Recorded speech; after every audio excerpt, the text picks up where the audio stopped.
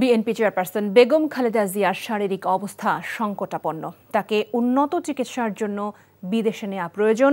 শারীরিক অবস্থা স্থিতিশীল হলেই এ ব্যাপারে সিদ্ধান্ত নেওয়া হবে।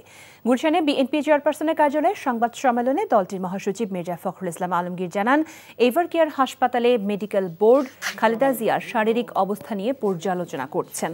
তারা মনে করছেন বিএনপি চেয়ারপারসনকে উন্নত চিকিৎসার জন্য বিদেশে নেওয়া প্রয়োজন, তবে এই মুহূর্তে বিদেশে নেয়ার মতো শারীরিক অবস্থা তার নেই। এদিকে এভারকেয়ার হাসপাতালে নেতাকর্মী ও শুভাকাঙ্ক্ষীদের ভিড় না করতে অনুরোধ জানিয়েছেন বিএনপি মহাসচিব।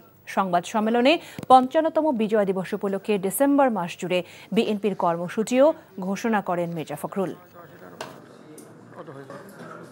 গণতন্ত্রের মাতা দেশনেত্রী বেগম খালেদা জিয়া, তাকে বিদেশে নেওয়া প্রয়োজন, কিন্তু তার এখন যে শারীরিক অবস্থা, সে অবস্থায় তাকে বিদেশে নেওয়ার মতো কোনো শারীরিক অবস্থা নেই।